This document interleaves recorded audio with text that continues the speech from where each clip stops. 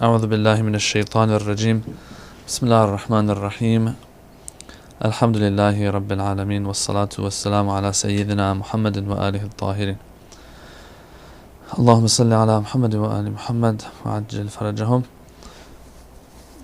Assalamu alaikum everybody, and welcome to this session of Mizan Live. This is our 42nd class on this book of Shia Imammiya Doctrine.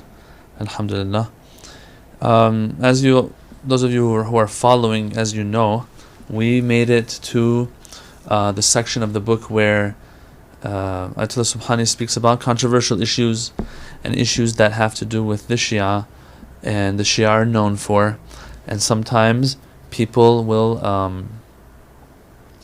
will find a problem in those beliefs of the Shia. So what he's trying to do is kind of explain things a little bit, make sure that things are not misunderstood when it comes to the Shia and their beliefs, what they believe in. I think the most important thing in fighting takfirism and the takfir of each other, how to counter this idea of let me call the other out, let me vilify the other. The best way to counter that is to have knowledge of the other side, what they actually say, instead of just basing things off of or basing things on a misunderstanding that we might have regarding that person or that group of people. Alright, so this is article 128, and it is titled Badaa. Badaa is an Arabic word. It means when something becomes clear. And so here in this context and in theological context or Quranic context, Badaa would mean when the destiny or decree of something changes. And so we have this idea in the Shi'i school. It's not just peculiar to the Shi'i school though. A lot of others believe in it as well. Ayatollah Subhani, he claims that this is a unanimously accepted notion, more or less, meaning like he'll say that the scope might be different, but everyone believes in this notion of Badaa.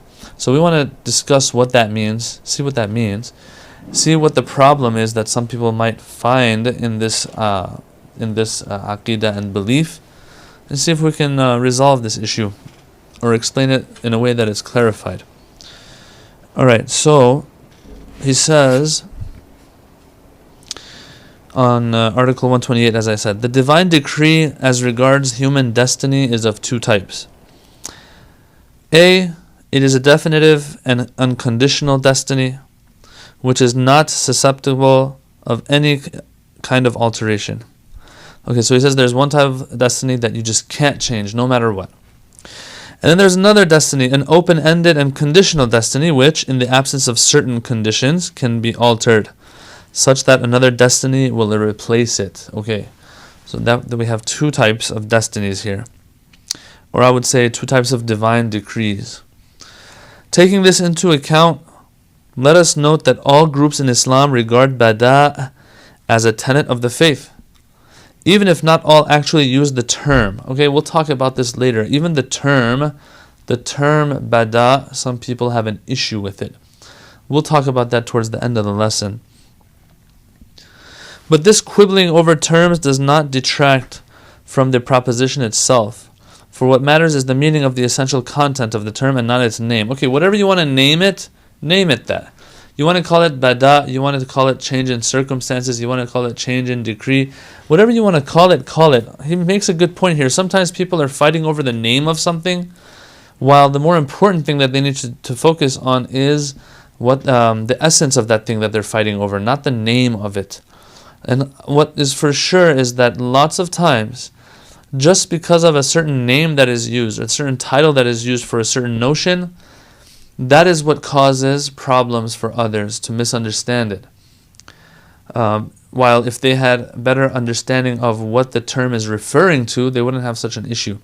But they just zoom in on the term itself and what that signifies in their mind, and so they just go with that, and sometimes that causes problems and misunderstandings. Alright. He says the reality of Badaa, so he wants to talk about the essence now. He says forget about whatever it's called, we'll talk about that later. For now, let's discuss what this is all about. The reality of Badaa is founded upon two principles. The first is that God has absolute power. It would have been good if Ayatollah Subhani had actually kind of explained a little bit what Badaa is, then got into the two principles. So I think I'll do that first.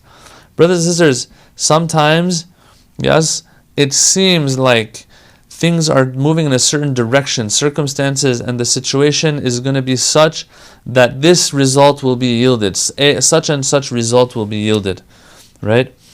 Sometimes, things are moving in that direction, all of a sudden they change dramatically and something else happens. For example, I don't know, in previous nations, yes, it would seem that punishment of God is coming. For example, the people of Yunus alayhi salam, it is said that they didn't embrace faith until their prophet gave up on them and left.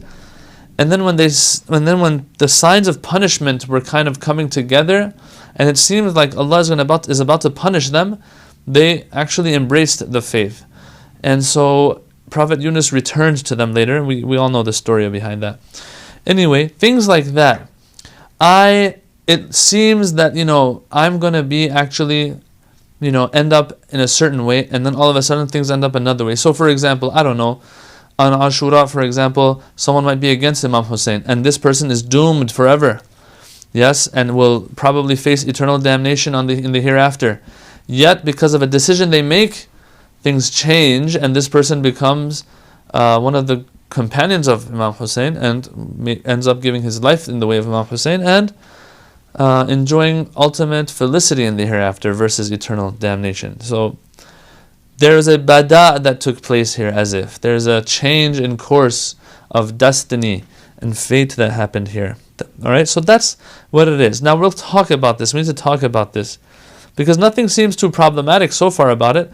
The thing that's problematic is they say, why do you believe in bada, that something can change the mind of God?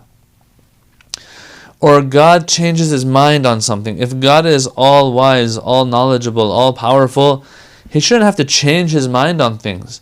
And that is what the word bada implies, they'll say. It implies a change in one's decision. Why do people change their decision, change their mind? Because they don't have encompassing knowledge of the situation, or things change for them, and so circumstances change equals decision changing for a certain scenario and what to do in a certain scenario. But with God, none of this holds. That's what they'll say. None of this holds. So why say that God changed his mind? Alright, so let's talk about this, he says. He says there's two main points here when it comes to bada. The reality of bada is founded upon two principles. The first is that God has absolute power and authority over the whole of existence, and whenever he wills, he can replace a given destiny with another one. Both types of destiny mentioned above are contained within his foreknowledge. Therefore, the first type of destiny does not in any way imply a limitation of God's power, such as would strip him of the ability to change this destiny. God, in contrast to the belief of the Jews that the hand of God is tied, has infinite power. I'll talk about all this in the expression used by the Quran. Okay, so Assalamu alaikum, sister who is saying salam, Sister Kishwar. Thanks for tuning in. What we have here, brothers and sisters, is a very important point. I am going to liken it and compare it to something that most of us maybe have experienced as kids growing up, and that's choose your own destiny books. There's these storybooks that kids read, where in that story you choose your own destiny. So like you read up to a certain point, right? And then you're at a fork, you're at a crossroad. You have to make a choice as the main character of that story and book. So let's just say, for example, I don't know, I remember when I was a kid growing up, I read a Batman one. So let's say you're Batman. In this book, the main character, the main hero of the story is Batman. And so Batman has to make a choice. Do I either fight the Joker right now, or do I run away from him? Right? The story builds up to a point where you have to choose whether you're going to fight this character or run away from him. For example, okay, I would be a horrible story writer. I know that. I'm just using this as an example right now. So what the kid does is, if they choose to fight the enemy, right, they have to go to page so-and-so of the book and continue their story there. Right? And they will have a fate in that part of the story. Or if they choose to, like, for example, run away in this situation, they have to go to another page of the book. And so they'll follow that destiny and fate. Right? So there are these books, choose your own adventure books. Some of them will say, choose your own destiny, with 40 destinies and fates to choose from. I want to use this as an example for what I'm talking about, for what we're talking about here. Ayatollah Subhani is trying to mention about how these different destinies, right, that one can play a role in choosing, doesn't go against God's power or God's knowledge, or doesn't limit God. God has knowledge of all these destinies. It all depends on the path we take. All right. That's what he's saying in these, as we read and as we go on. He says, it's not like how the Jews said it of the Prophet's time, that the Quran mentions Yadullahi maghlula, that they would say that God's hands are tied, and the Quran gets very upset at this and says, no, as a matter of fact, Allah's hands are not tied. He didn't just create you and let you go and do whatever you want, and then He can't have any say in the destiny and fate of people. No, bal yadahu mabsutatan. His hands are very nicely open and they can do whatever they want. He can do whatever He wants. It says, in other words, God's creativity and the actions deriving from His power are continuous, and by the authority of the words, every day He is acting upon an affair. This is verse of the Quran, kulla yawmin huwa fi sha'n. By the authority of this verse, God has not disengaged Himself from the work of creation. Rather, the process of creation is a continuous one. This is an erroneous understanding. To think that God had everything to do with creation, and then after He creates, He lets everything go and He's minding His own business somewhere else, doing something else, and the world is working like a clock. Yes, the world does work like a clock, but at the same time He's at the top, and everything that is happening is going through Him and His permission. Okay. He says, Imam as-Sadiq comments alayhi salam as follows upon the above quoted verse, wherein the Yahud claim that the hand of God is tied. Okay, so we have a verse of the Quran which lets us know that the Yahud of the Prophet's time would say that God's hands are tied. We have a hadith regarding this verse of the Quran by Imam as-Sadiq, where he says, the Yahud say that God has disengaged Himself from the work of creation. In other words, when He created, now He put His creation aside, He doesn't care about it anymore, He has nothing to do with it. No. He has. They say He has nothing to do with such matters as increasing or diminishing daily sustenance, the length of life, and so on. Denying this, God has said, غُلَّتْ أَيْدِيهِمْ وَلُعِنُوا بِمَا قَالُوا. So Imam as-Sadiq is saying, he's saying, look at the continuation of the verse. It says, غُلَّتْ أَيْدِيهِمْ وَلُعِنُوا بِمَا قَالُوا بَلْ يَدَاهُ مَبْسُوطَتَانِ يُنْفِقُ كَيْفَ يَشَاءُ. That no, God's hands aren't tied, their hands are tied.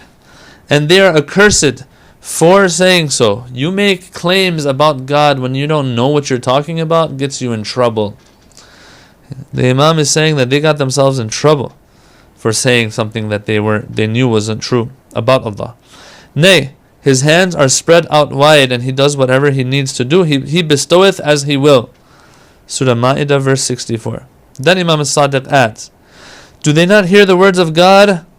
يَمْحُ اللَّهُ مَا يَشَاءُ وَيُثْبِتْ وَعِنْدَهُ أُمُّ الْكِتَابِ. He says, look, the other verses of the Quran are telling us that Allah, when it comes to His divine decree, He effaces what He wants and establishes what He wants. And with Him is the mother of the book. In other words, that ultimate decree and knowledge of the destiny of people, it all belongs to Him, right? So anything that's going to actually happen in this world, in this dunya, is recorded there and is within the knowledge of Allah subhanahu wa ta'ala. So you can't You can't exclude God from any of this. Anything, any affair of this dunya, Allah will be aware of it, will be decreeing it, and so on. Alright, so the conclusion from the above points is as follows, he says. Islamic belief is based on God's infinite power. If you believe in God, you believe in His infinite power. Absolute authority and perpetual creativity. He creates, he's involved in creation. God is capable at any time He so wishes of bringing about a transformation in the things destined for man, such as his lifespan or his daily bread, causing one destined thing to replace another thing previously destined. He changes one destiny to another destiny if He wants. Both things destined have been previously inscribed in the Kitab. Going back to that example that I gave about those choose your own adventure books. At the end of the day, that book encompasses all the different destinies and fates. True? Yes, in the end, you're going to take one of those paths, but knowledge of everything that can happen and which one you are going to choose by your own free will, all of that is with Allah subhanahu wa ta'ala. Yes? But the question now is, well, you just said in the end of this section that God is the one who will replace any destiny with another destiny.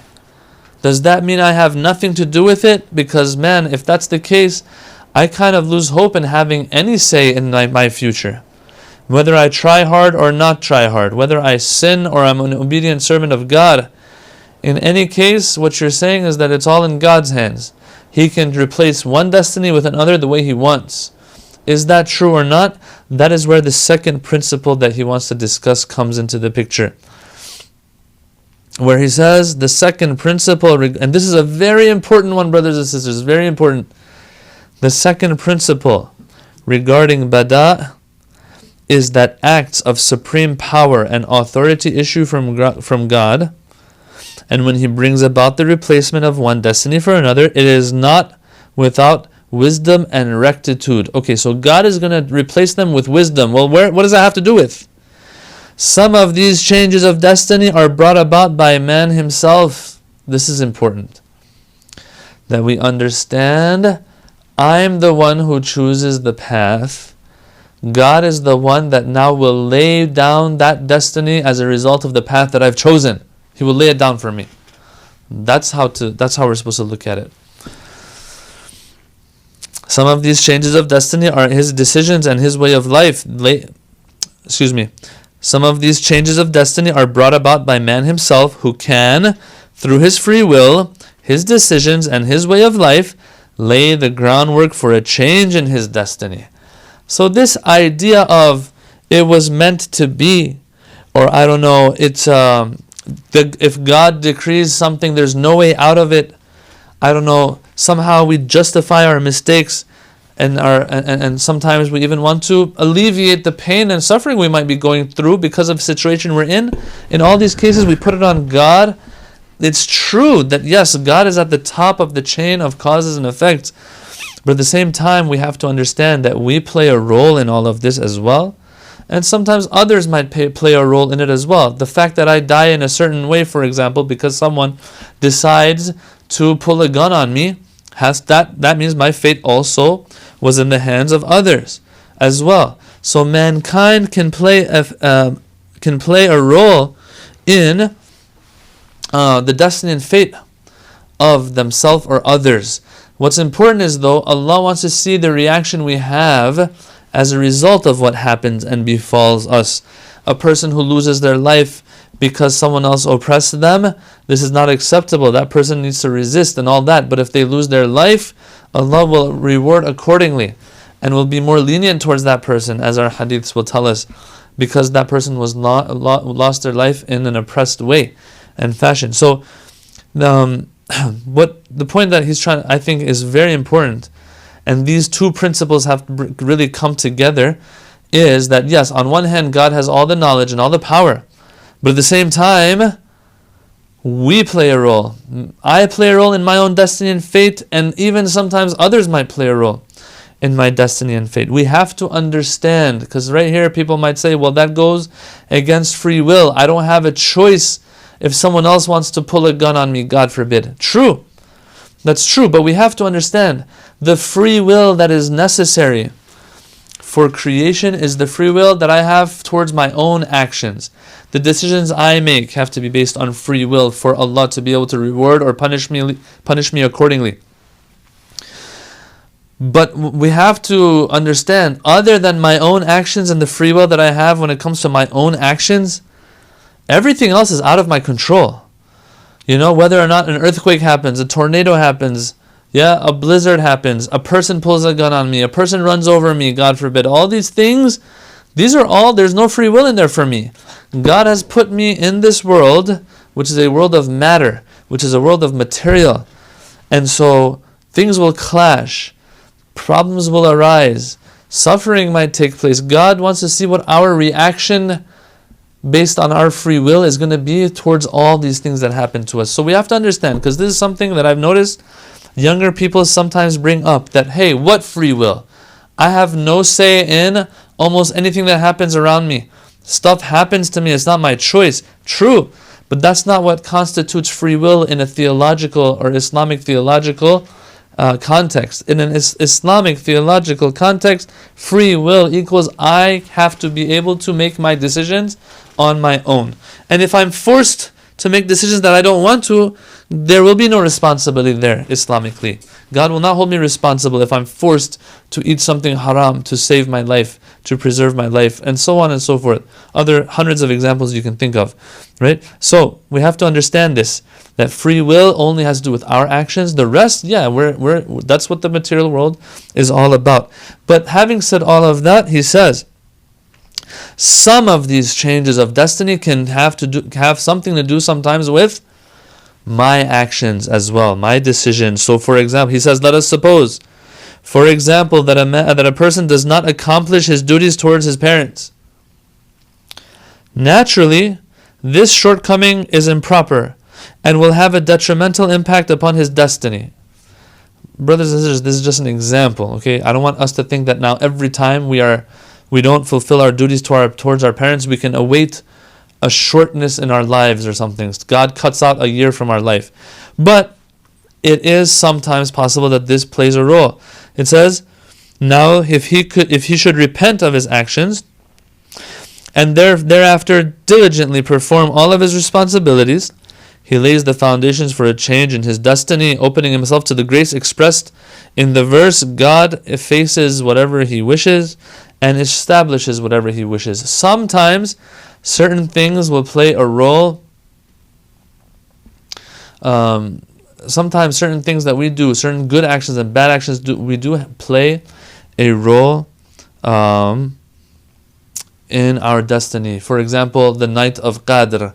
People get together, they have a'mal, nights of a'mal, nights of dua, nights of invoking Allah.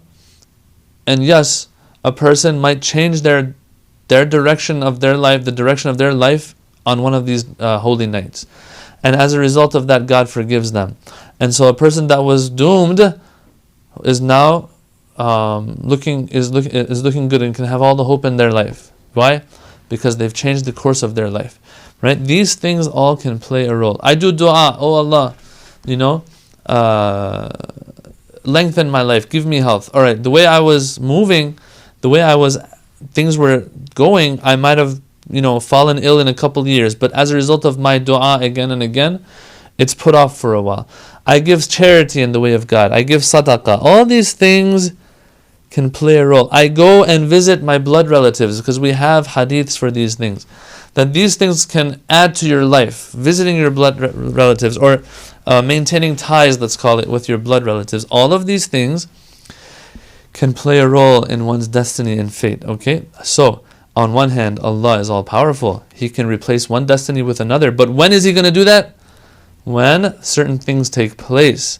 Just like that Choose Your Adventure storybook that I talked about. There are 40 destinies you can choose from, but you're the one who's supposed to choose it. But who wrote it? Who wrote the book? Someone else wrote the book. The author of the book wrote the book. I'm the one who chooses which path to take, And as a result, that destiny that has been written as a result of that path that I choose and decide on is what I am subject to, or made subject to. All right. The question here we have is, brother is saying, how else can you phrase this instead of Allah wants to see our reaction given His foreknowledge? Okay, so that's a good point. You're getting philosophical here. And so if I try to answer that right now, it'll take a lot of time. But in a nutshell, let me try to keep it as concise as I can. If I would phrase it in another way that would be philosophically correct and not say Allah wants to see our reaction given His foreknowledge, I would say it like this. I would explain it like this, that look, God's foreknowledge, as a matter of fact, is not foreknowledge when it comes to Him. Okay? Foreknowledge means knowledge of something to come. Yeah, something you have knowledge of something before it has come and happened, right? It seems that this is not the case with Allah. With Allah, His knowledge of things that even are going to happen in the future are like His knowledge of things that happened in the past, because He's not governed by time. He's not bound by time. So something that I've done in the past for Him, He has knowledge of it because it took place in the past. And He will have knowledge of something that I've done in the future because I've already done it in the future in His eyes. And so He will have knowledge of it. So yes, this sentence saying that Allah wants to see our reaction, this is an inaccurate statement philosophically, but we have no other choice but to use words that we can relate to, So we have to word them in this way. We have no other choice. But yeah, Allah in reality brought us here so that we react to things the way we're supposed to and make the right decisions towards things, right? And He has knowledge of which paths we are going to take with our own free will. And so that's why He has knowledge of them, because for Him, we've already done it, because He's not bound by time. That's all I can say right now. I don't want to complicate it even more. All right, hopefully that answers your question to an extent. All right, so moving on. He says, look, I want to give you some examples and proof that, look, we play a role in our own fate. This idea of, whoever God has decreed for you will marry you, for example. I hear this about marriages all the time. Yeah. And so the person doesn't try. The person is fearful to say no to somebody or to say yes to somebody. All of these things because they are afraid that they're going to be going against the decree of God. Right?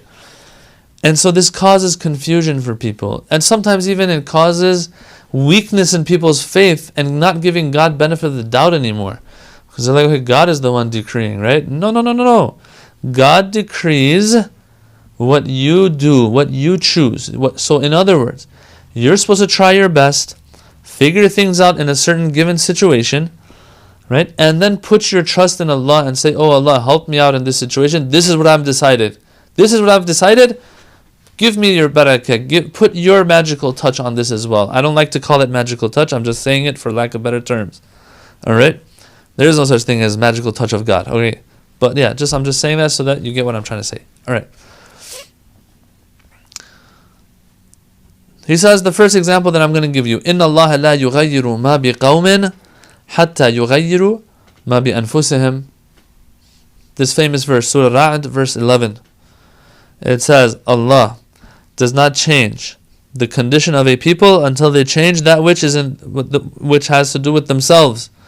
In other words, people, do your part, Allah will do His part.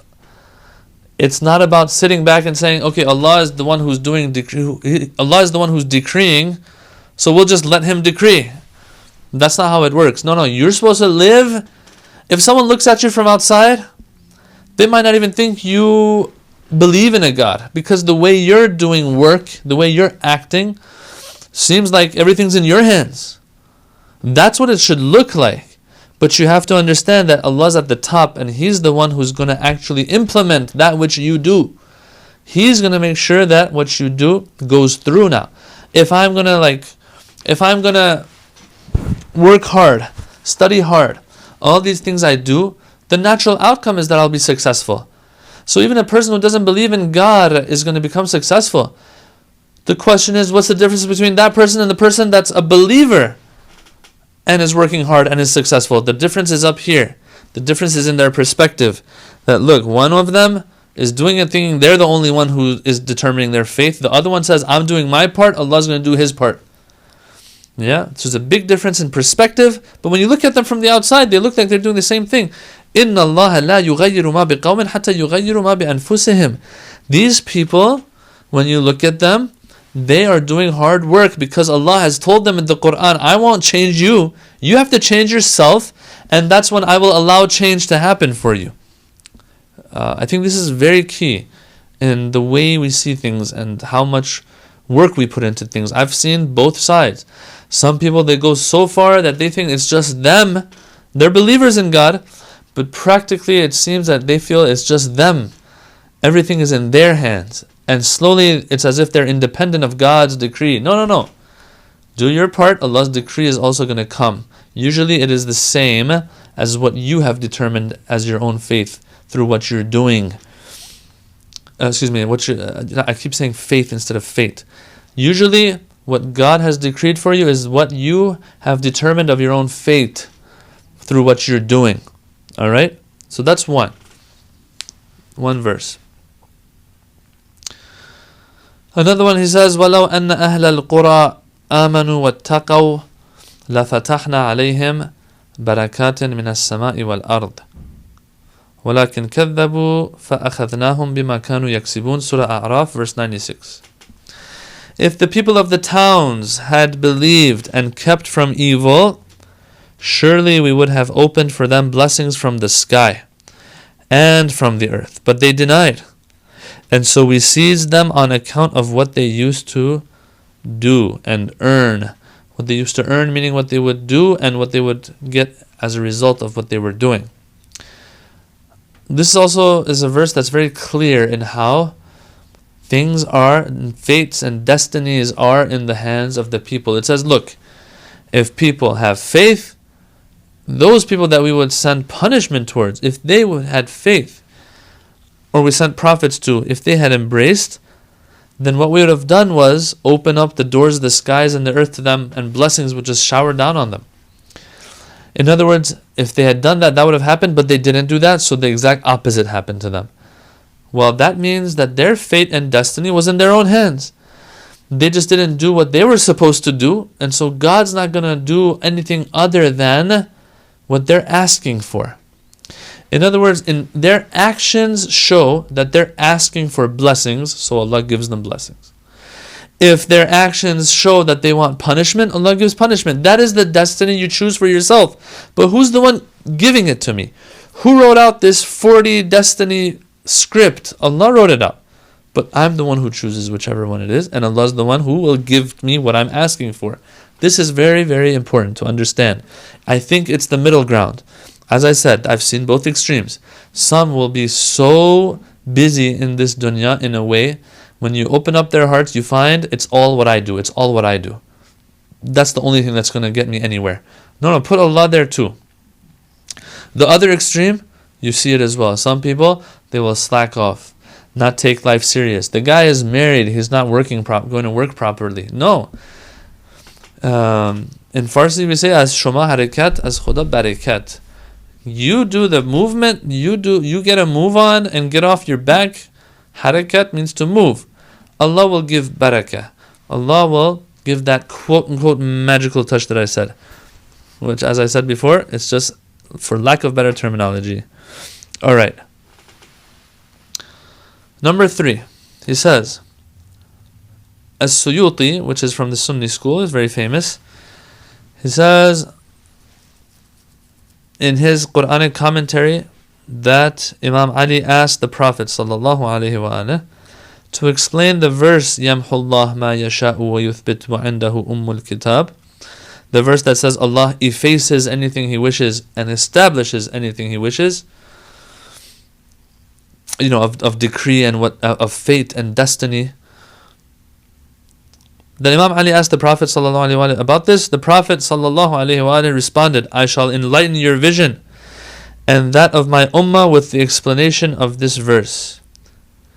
Giving alms in the path of God, being virtuous towards one's father and mother, performing pious acts. Such deeds transform misfortune into good fortune, prolongs one's life, and prevent a bad death. Have you noticed some people die in a very bad way? Sometimes, not all the time. Sometimes that's a result of certain bad actions they might have had in this life. They might have, for example, someone was destined to die on January 14th, 2018, and they happened to die on that day. And then the thing is that because of certain things that they've done, they have a bad death on that day. If they didn't have those bad actions, it might have been a good death on that day. All of these things, it's very hard to, try to gauge these things, try to codify and figure out and make it, in a way that you can figure it out exactly, how it works. It's very hard. We don't know all the variables. All we know is a lot of things play a role. I better do my part at least in that which plays a role in my destiny, and that is to try to do good acts. In this explanation that the Holy Prophet gave Imam Ali alayhi salam, he makes it clear to him that certain good acts will yield certain good results. Namely, here, prolonging one's life, preventing a bad death, and changing misfortune to fortune. Yeah. So this idea, I've heard some scholars say this idea of if you're a good person, then, you can make sure that God's going to send you harder tests and life is going to be hard for you. That is maybe true to an extent, and we do have some hadiths like that. But at the same time, the Quran is saying, and other hadiths are also saying, that if a person does things the way they're supposed to, it will open the doors to better things as well for them. So that's something to keep in mind. Another example he gives is a hadith by Imam al-Baqir, where he says, Imam al-Baqir alayhi salam said, respecting the ties of kinship and maintaining blood relationships purifies one's acts and bestows blessings upon one's wealth. It also protects one against adversity, renders one's final reckoning easy, Yawmul Hisab, and pushes further away one's death. Wow. So out of all of these, most of them, if not all of them, have to do with this life. That there are some things that have an effect on this life for us and our destiny and fate in this life. Once again, I do have to emphasize, brothers and sisters, if someone is struggling with something and suffering with something, doesn't necessarily mean that now they've done some bad actions to deserve this. There, as I said, there are a lot of variables in this whole thing. What I need to do is do my part. The rest is in Allah's hands. The rest is in His hands. So he says, taking these two principles into account. What were they? Once again, God has power, knowledge, and all that stuff. One, and He can replace one destiny with another destiny. So that's first principle. Second principle, though, is that if He's going to ever do that, it's going to be based on wisdom and rectitude, and so it's not just random. And so this all sometimes even has to do with how we do things, what decisions we make in life, that God will replace one destiny with another. I did dua for something. I gave sadaqah. I was good to my parents. I called that uncle or aunt of mine that I haven't been speaking to for years. Things like that. Yes. So He will change our destiny based on these things, because that's wisdom. He says, taking these two principles into account, it is clear that the concept of Badaa pertains to an evident aspect of Islamic belief. Leaving aside the question of the expression of the term itself, all the schools of Islam are at one in accepting that meaning to which the term refers. Okay, so we have a term called Badaa. Badaa refers to all of what we talked about so far. And destinies changing. Destinies changing and God's decree, yes, varying from one situation to another.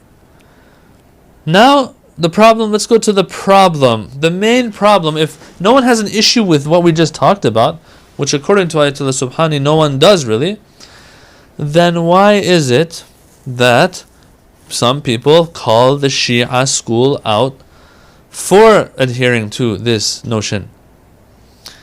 Answer is, the word and the term that is used to refer to this notion is problematic, he says. Now, problematic, and he doesn't say it like that, but some find it to be problematic. Why? He explains why. Finally, he says, in order to clarify, I'm going to just finish this article. I thought we'd have time for the next one, but no, we'll wrap up after this last discussion about the terminology and why this name is used for this concept. Finally, in order to clarify why this Islamic belief is expressed by the term Bada'ullah.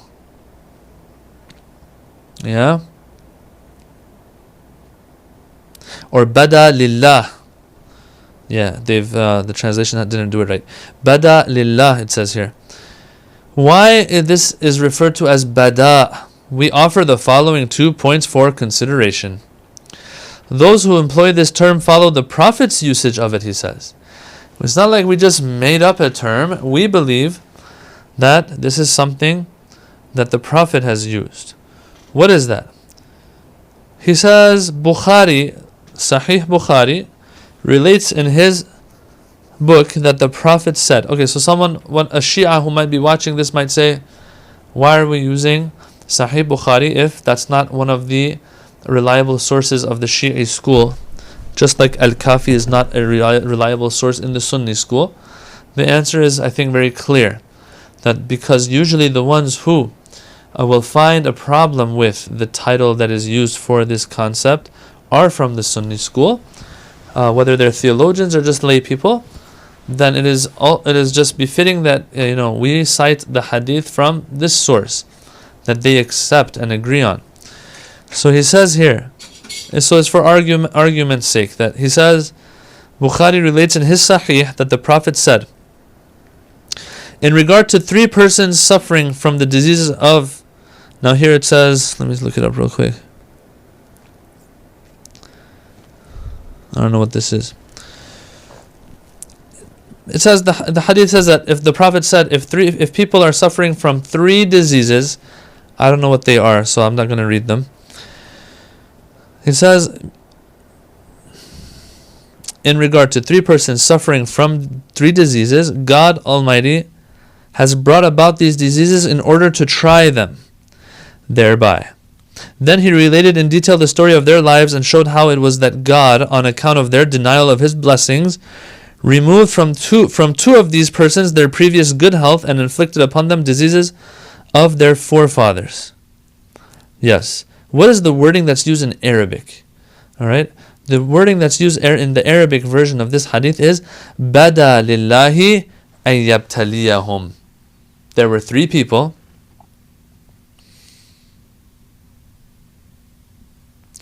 There were 3 people that suffered from diseases. The Holy Prophet speaks about them, or some of them.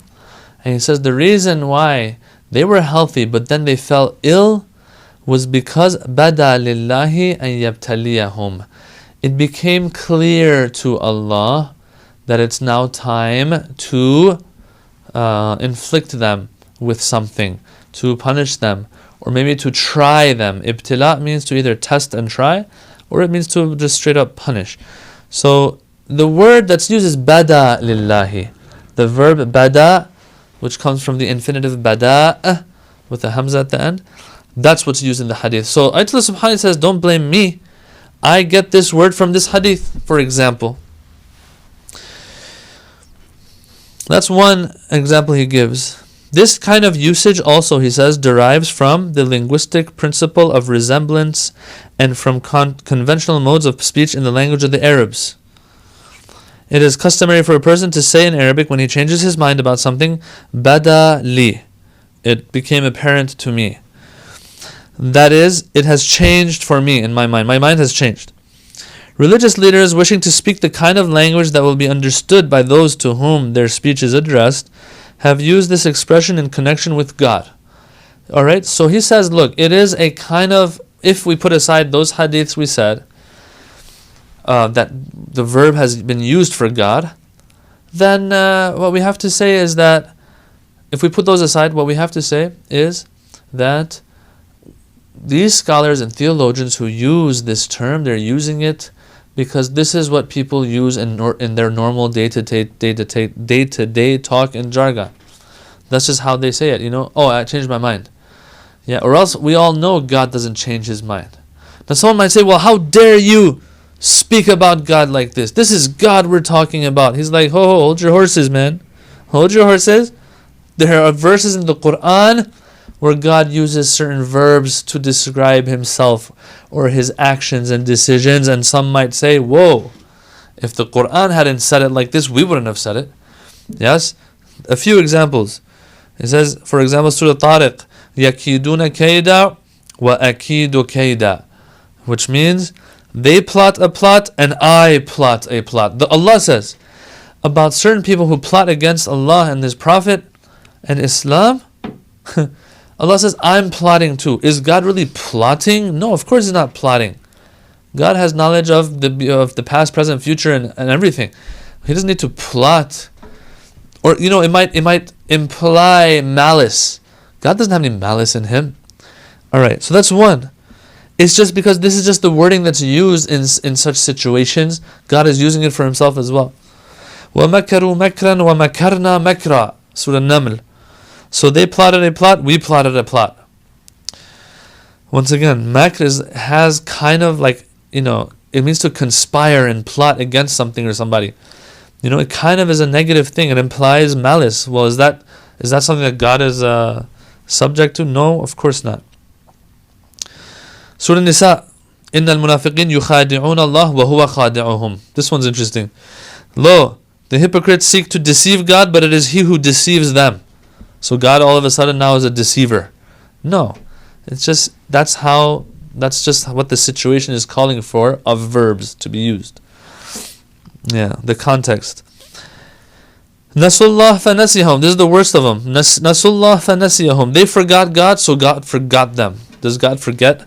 Does God ever not have knowledge of something? No. So forget here is being used metaphorically. When the verse of the Quran says God's hand is on their hands, God doesn't have a hand. All of this is metaphorical. So when we say bada, it means a change of course. A change in the course of things. Yeah, and so they'll say, oh, you're saying God changed his mind. God can't change his mind. God is all wise, all powerful, all knowledgeable, all that kind of stuff. Yes, just using it in layman's terms. So this is just layman's terms so that things aren't overcomplicated. So he says, in any case, the scholars of the Shia school, taking note of the impossibility of alteration in the knowledge of God, have carried out extensive research into the use of the term bada, which we cannot summarize here. Students wishing to investigate the matter in detail should refer to the books noted below. So he has a footnote there where he talks about it. In short, Allah subhanahu wa ta'ala is devoid of all these limitations. And so if a term is used and might have certain restrictions and limitations to it, we are using that concept for God, stripped of its limitations and restrictions.